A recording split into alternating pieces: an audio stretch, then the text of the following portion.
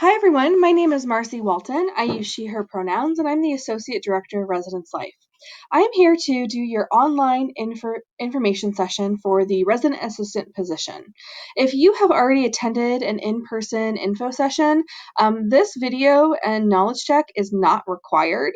Feel free to go through the information again, but this is for people that either were unable to attend an information session or would rather do an online one, based on schedule or commitment. So if you did not attend an info session, you're required to watch and take notes of the following information, and then complete a required knowledge check at the end that will test just to make sure that you were paying attention and did watch through the whole video. So thanks so much for joining us. These are some of our senior RAs from this summer. And just to give you an overview of the department, these are the people that are in the department you can see. So we have a senior director, a director, myself, who's the associate director, and then 3 assistant directors who do a variety of tasks for us, an administrative assistant, 6 hall directors, but then, the bulk of our department, as you can see, 83% of residence life are the 64 RAs. So really the RAs have a huge impact on the team. So what are some of the roles? We're going to go into these in some detail, but there's a lot of things that we expect and require of the RA. So you are doing things like building community, being a resource and an administrator in terms of paperwork, of course being a good role model, but also doing programming on your floor, enforcing policies, sticking up and advocating for students, and then also serving on a staff team. And those staff team sizes range from 7 people in Bangor all the way to 15 RAs over in Fenwick. So let's dive into a little bit deeper of what is expected of the RA. So first is that you do serve as a liaison between the Office of Residence Life and students. So that means a variety of things from, getting paperwork done to knowing where somebody is, are they in their room? Have they left? Things like that.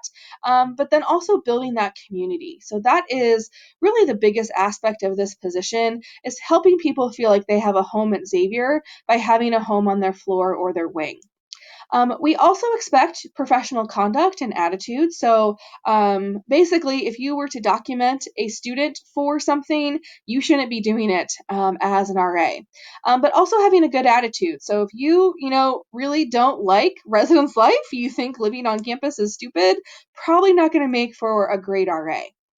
We do have a variety of programming expectations, both on your floor and for the entire building. And it really kind of depends on how the programming model and expectations roll out from year to year. But you are programming on a fairly consistent basis.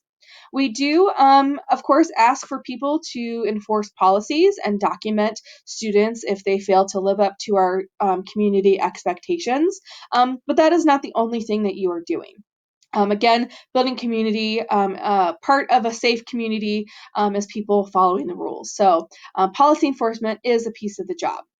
Something that a lot of people don't see are the administrative duties behind the scenes. So there's a lot of paperwork, there's financial things, there's budgeting, there is program proposals, there are surveys to complete.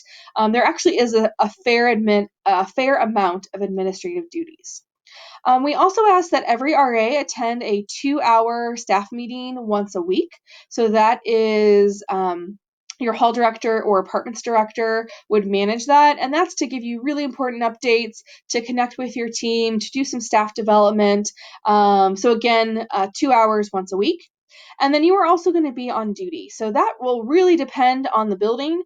So how often and what community development looks like and community enforcement would depend. But you can expect to be on duty, once or twice a week, if that's a weekend day or a weekday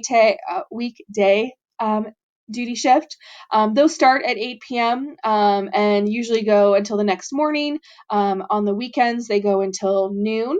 So you're sitting in the front desk for the first portion, and then doing community walks to make sure that everybody is safe and following the rules. We also have professional development sessions. So those are usually a 1 to 2 hour commitment once a month, most often in the fall semester, but some things in the spring. And then we also ask it for you to come back early and to stay late in order to open and close the halls and the apartments for the semester. We also, I think a lot of people know that you come back early in the summer for training. So you'll be back 2 weeks prior to the start of the school year. But you also come back a few days early for winter training. And then you also have a half a day retreat for spring training. So those are all important. And when you apply, the specific dates of those are all included on the application. So please make note of those and, tell your internships or your parents or whatever the case may be. Speaking of internships, we don't allow outside employment without prior approval. And that's because, as you can tell, we expect a lot from RAs. And if you're also working, a 30-hour a week job off campus, babysitting or, even like working the front desk of Gallagher, those are all hours that are not on your floor. And as I mentioned, community building is so big, and you can't build a community if you aren't there. And to that end, it is a year-long commitment. So while we do allow people who are planning to study abroad to apply, we would only fill you into that position if somebody left unexpectedly or we had a very last-minute opening. And again, maintaining visibility in your area. You can't build a community if you aren't present. So in terms of what we require for applications, so we do require a 2.50 GPA, both for the fall 2019 semester as well as cumulative. You need to have sophomore status at the start of your employment. And a stereotype is that you have to have lived on campus, and that's not true. Every year we have a handful of commuter students who apply and really bring, a unique sense of what it means to build a community and connect with students. So commuter students are encouraged to apply. If you are a current transfer student, so you've transferred in maybe for the spring semester, you need a full semester by the start of your employment, but you don't have to be here for an entire year. In terms of conduct, you are not permitted to currently or for the spring semester be on university or residence life probation. Usually because that sanction is either for egregious behavior or because you have been documented and held accountable multiple times. So if you have been held responsible for a conduct violation, it's not the end of the world. We understand that people make mistakes and can learn and grow, and that's what college is about. But if you have been held responsible, you'll be prompted in your application to explain kind of what happened, what you learned from it, and why you think you should still be permitted to continue in the selection process, and this is required. So we'll take your entire conduct record as well as the answers to these questions into consideration when it does come to selecting RAs. So we want to make sure that your voice is part of that, and we're not just taking a look at the incident report or the sanctions, but really kind of understand from your point of view what happened and what you learned from it. So, as you can tell from the long list of expectations, the RA job is a time commitment. It is not just another club or an organization that you can kind of, come and go as you please. We expect a lot from folks. So, if you think that you are going to be in, a really high time commitment experience, things like student teaching, a 40-hour a week internship, tons of nursing clinicals, you plan on being in multiple theater performances, or anything else that's going to require you to be away from your community for multiple hours a day on a regular basis, we want to hear about how you think you're going to commit to the RA job, as well as these other commitments and why you should be permitted. So we'll take this into consideration. Not to say that we don't have nursing majors or education majors or theater majors. We definitely do, but they were able to articulate how they would manage both those requirements as well as the expectations of the RA job. So we ask a lot, but we also provide a lot in return. So things along the lines of a free room on on campus. So the cost of that and the sort of value kind of depends on where you end up on campus. So some are much more expensive than others, but it is free to you. And then you also will receive a Xavier meal plan. So this year the value was about $2,800 for the entire year. That will likely go up slightly for the upcoming year, but you can expect a silver meal plan. But then also, in addition to the monetary and kind of financial benefits to you and your family, we provide a ton of professional and personal development opportunities on lots of topics. And you're also really building a network. The amount of times an RA says, like, I can't imagine not being on the staff team, or like my fellow RAs are going to be, the bridesmaids or the groomsmen in my wedding. So you're really building a great network of friends and colleagues. And then also getting, again, a lot of training and development to help not only in the role, but also your residents. And then also, really impacting your future. So I have had multiple employers say, if all things are equal, everybody has the same experience, but one person was an RA, I'm hiring the RA. So you're going to be able to talk about this experience on resumes and cover letters and interviews for years to come. So, especially if you are a first-year student, you may not be aware of all of the different housing options on campus for students or places that you could potentially be placed as an RA. So we have 6 staff teams, so Brockman, Coleman, Fenwick, Hussman, the apartments communities, which is actually multiple buildings, as well as Bangor Hall. So I want to break those down in terms of kind of who lives in those communities. So first year buildings are Brockman, Hussman, Coleman, and Bangor. And then the numbers next to them are how many residents are in each of those particular buildings. But as you can see, if you look over to the upperclassmen buildings, a lot of residents live in those upperclassmen buildings. So Fenwick apartments, and then as well as the top floors of Coleman and Bangor. So if you have not had a chance to look in the or visit friends or see different halls, going to go through kind of what to expect. So Brockman is our only traditional style building. So that means there are double rooms and then a shared bathroom. You may not know that Brockman was fully kind of gut renovated this summer and looks frankly like a brand new building. All new lounge furniture. There is, I think it's about a 5-foot wide TV down in their Tucker's Lounge in the basement. So Brockman is looking pretty good. Both Hussman and Coleman we call them Jack and Jill suite style. So they are double rooms that share a bathroom. So there's 4 people sharing an interior bathroom. And then Bangor Hall is a traditional suite style. So you open the door and there is a shared living space, and then a variety of configurations of either double or single rooms. And then the students of the suite share bathrooms in Bangor. Moving over to upperclassmen buildings, Fenwick is the same style and setup as Bangor. So a very large living space, and then either singles or mostly doubles with shared bathrooms.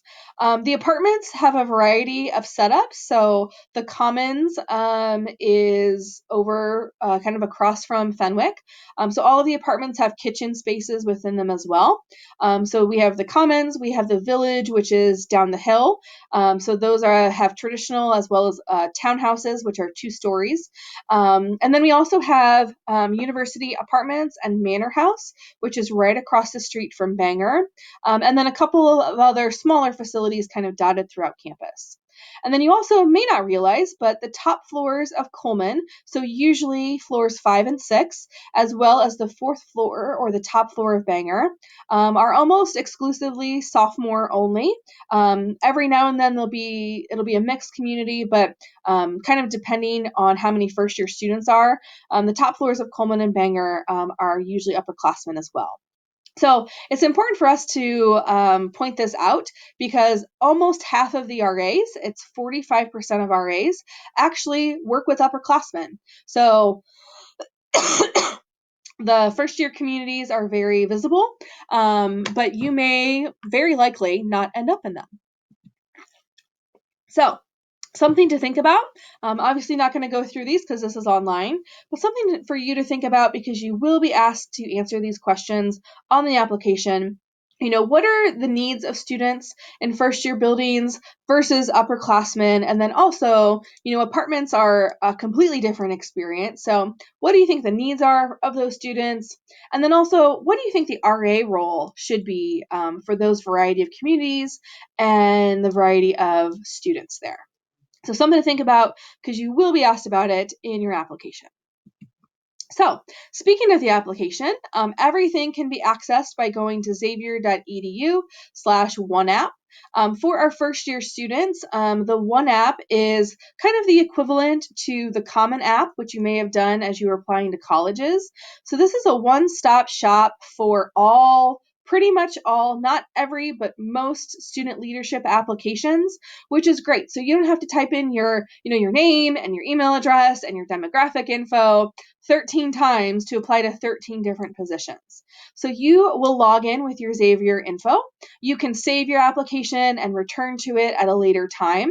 And then there will be demographic information and 3 common essays that count for all student leadership positions, everything from RA to Manresa leader to interlink mentors to summer service institute or summer service alternative.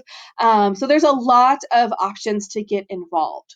If you are interested and want to know, okay, but what is on the application? What do I need to prepare? We have created a very similar video to this one that just walks you through. Literally, I have the screen up of the application and we'll go through what is required. So if you want to take note of that now, the link to that video is tinyurl.com/RA1app overview. And make sure you do spell out ONE and not use the number 1. So again, that's tinyurl.com/RA1app overview. That is not at all required. We just added that because some people would get to the end and not realize something else was needed to be created, and then they were kind of rushing at the last minute. So take a look at that. So once you get into the application, you will see that you are required to have at least one person fill out a reference form. So again, 1 is required, but 2 is recommended. Again, 1 required, that's bare minimum, but if you have 2, that's great. Please do not submit more than 2. You'll be asked to input kind of who is your reference, and it needs to be either somebody from Xavier, which I'll go over who counts in a second, or a previous employer. So that could be, I haven't made a ton of great connections yet at Xavier, but wow, my summer camp head counselor knows me really well. I worked for them for 3 summers. They could speak to my skills better than somebody else, which is great. So if you want it to be somebody from Xavier, it could be a student leader, like your Manresa leader, your RA, a smooth transitions mentor, a member of your student organization who's in a leadership position. But it could also be a full-time staff member. It could be a professor, your student success coach. It could be an academic advisor, a club advisor. So 1 form is required, 2 is great, 1 is required, either somebody from Xavier or a previous employer. It cannot be a family member and cannot be a friend. Okay? All of those are required to be submitted by Wednesday, January 22nd at noon, which is also when your application is due. And please note down here, this bolded part at the bottom, it's your responsibility. It is, again, your responsibility to follow up with your reference to make sure they've completed the form. We'll have well over 100 new candidates, and we do not have the person power to track people down. So if your reference fails to complete the form by the deadline, we reserve the right to not move forward with your candidacy and cut you from the process. So again, 1 is required to be completed by Wednesday, January 22nd at noon. So if you already have somebody in mind, make sure you ask them first and not just assume, because maybe they can't speak to you as well as somebody else, or maybe they are, just slammed with things. But if they agree, send them this link. So it's tinyurl.com/RA reference 2020. Again, that's tinyurl.com/RA reference 2020. that will take them to a form for them to complete. If you want, them to send you a screenshot of the last piece so you know that it's done, that's great. But again, it's on you to make sure that is completed on time. All right. The next piece of your application process is a personal expression. So we want you to create kind of a mock-up of a bulletin board that would introduce yourself to your floor if you were hired. We will ask for you to upload the file as a PDF. There are free PDF converters all over the internet. So you either need to upload it as a file or take a picture of your creation and upload it into the application. So you may be asking yourself, oh my gosh, what are you talking about? I'm not artistic. I can't draw or paint. That is not a big deal. So I'm going to show you some examples now. So starting up here in the upper left corner, so this is Riley. She is now an RA over in Coleman. So as you can see, this was hand-drawn. She just cut out paper to make it look like a sun, to kind of be what she would want her first bulletin board to look like. So, no Photoshop responsibilities or competencies required. If you move over here to Joe's, she loves The Office. So Joe is now an RA over in Fenwick. So she did kind of collage and cut out pictures and then put them all together and scan them into a PDF. Zane down here in bottom right, Zane is now an RA over in Bangor. So he did all digital things. So as you can see, this is clip art. He pulled over digital pictures. He put in text and fonts. And then Cyan, who really loves Photoshop, made it super fancy and then uploaded as a PDF. So again, it's everything from hand-drawn to collages to clip art to Photoshop. There is not a wrong way to do this. We just really want to see your creativity and see, what's important about you that you would want your residents to know. And then you'll be asked to kind of go through what choices you made and why you put what you did on your personal expression during one of your interviews as kind of a way to introduce yourself to the interview team. So again, if you'll note at the top, these are examples, so you have an idea of the breadth and the scope that we're looking to see. But if you come in with a sun that just says, hello, I am Michael. I love these things. That is not what we're looking for. This is just kind of an idea of kind of the different options and forms. Again, please make sure that you are uploading either a picture file, so a JPEG or a PNG file, or a PDF. This is especially important if you have a Mac or an Apple computer that you are completing these on, because if you upload something from Mac, our PCs cannot download it or view it, so you will lose a lot of points in the process. So again, make sure you convert that to a PDF. All right. The next portion, excuse me, is a mandatory candidate roundtable. So, pull up your calendar if you need to, take a picture of this because these are required. You may not be permitted to continue in the process if you don't make one of these sessions. So it's Saturday, January 25th, 2020. You will either be going from 1 to 2:30 or from 3 to 4:30, and you'll be scheduling that at a later time.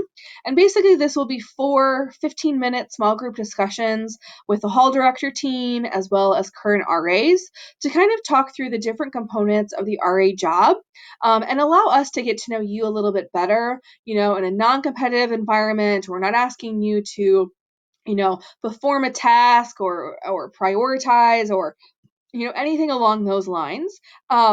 We're really wanting to get to know you better and kind of what you think about the RA job and maybe what questions you additionally have. So this will be factored into candidate selection.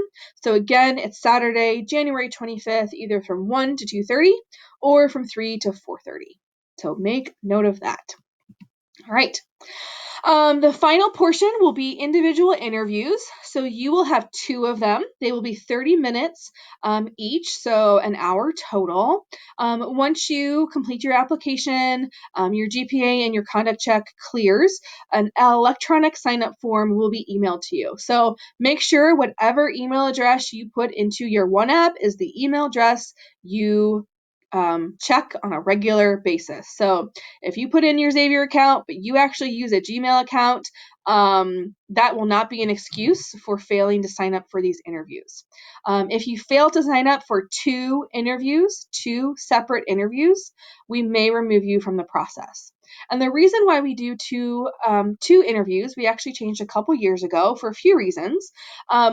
One is that there were plenty of people that have never had a job interview before, and they were really nervous, and they felt like if they, messed up in a 1-hour interview, then that was their only shot in terms of interviewing.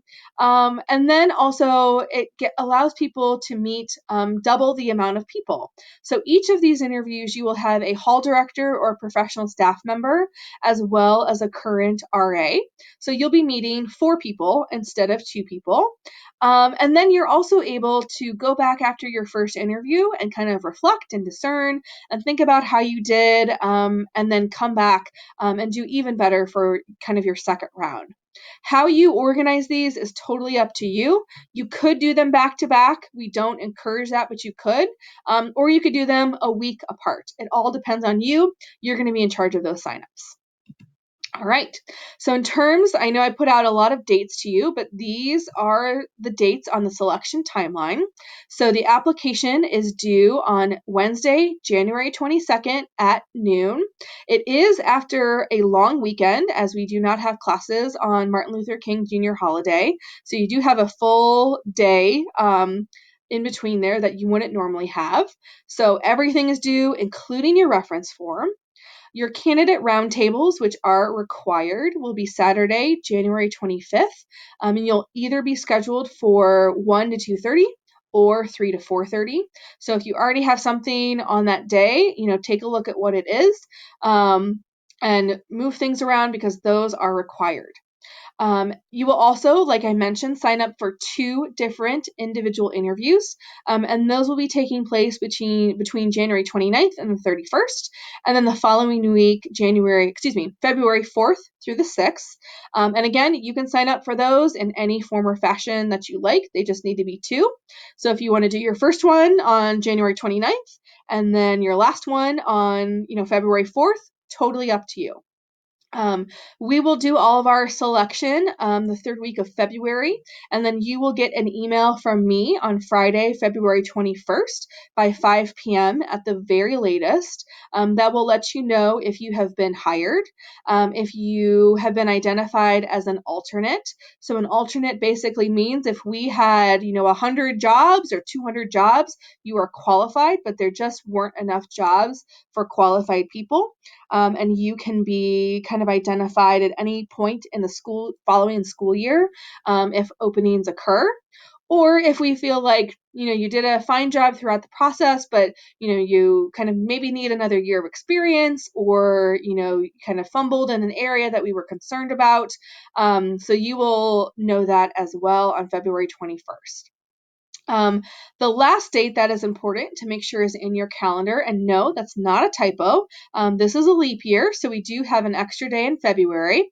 So on Saturday, February 29th, from 12:45 to 5 is mandatory spring training.